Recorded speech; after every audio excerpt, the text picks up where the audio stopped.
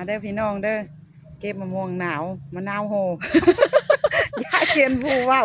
ม่วงหาวมะนาวโห มาเด้อพี่น้องเด้อ เคยกิ ดิ นอยู่บ่นี้ พี่น้องเคยกินอยู่บ่ พาเบิ่งดูแม่พาเบิ่งดู รอรับซื้อเด้ ล อ องซีลองชิมเบิ่งเด้อสินค้า อืม ใหม่อันนี้เอาไปทดลอง อืม อย่าเห็นกัดเลยส้มบ่อย่าเห็นคือหาย นี่ข้าง ช ใน มข มัน นาด เป็น พี่น้อง มันส้ม อืม ๆนี่กำลังเก็บ รอรับซื้อเด้อพี่น้องอุ่นหนุนยายเคนเด้อยายเคนเอาเมื่อเล็กเอาเมื่ออันน่ะลงสินค้าพี่น้องว้ายชมขนาดเลยพี่น้องเอ้ยจากหมดแดง มดแดงก็ได้ เก็บเอาเครื่องของยายนี่นะ เราบ่เก็บให้ ยายนี่เราให้เก็บเองว่าติ เราให้เก็บเอง ทั้งมะม่วงทั้งอีหยังก็เราเก็บเอง เรามอบให้หมดสวนเลยพี่น้อง มีหยังมาเอาเลยละว่ามีแต่เอาเงินมาเหอเราลูกเดียว มาได้พี่น้องยังเป็นอันลูกจางยายเข็น จางวันละ10 บาท วันละ10 บาทว่าซั่น มาได้พี่น้องเด้อมาเก็บซอยกันเด้อย ายมากับผู้ใดมื้อนี้ โอ้ยมากับตาของคำ มากับจากกองข้ามเลยจักหน่วยแล้วเดี๋ยวนี้ ว้าย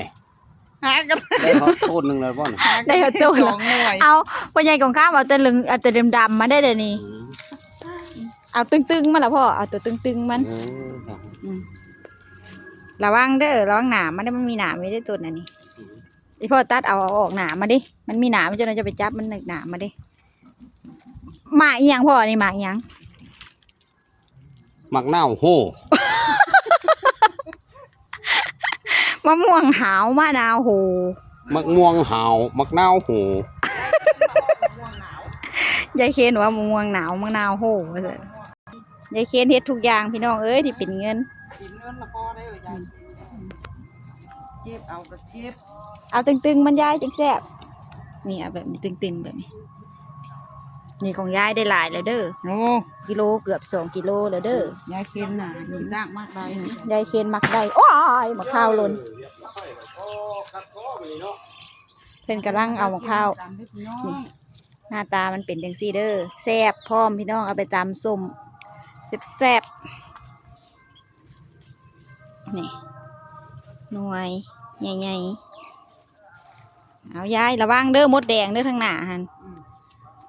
ค่อย ตัดเอาถึงใบมันพร้อมยาย ๆเอาทั้งใบมันพร้อมมาสั่นยายเคนว่ะ มันหอดมันจังสวยดี มันจะสวยดียายเคนว่ะ เรียบเลยยายเข็น ตึงบ่ตึงกระบายเรียบเลยเนาะ จังหน่วยดำหน่วยแดงลำมันหน้าเลย สนุกเด้อยายเคน แม่ ป่านตัดกาแฟ ลงมาเลยสำหรับคลิปนี้ก็ฝากไว้เท่านี้เลยเด้อพี่น้องเด้อเมื่อหนาเจอกันใหม่เด้อคลิปหนาเจอกันใหม่เด้อพี่น้องเด้อ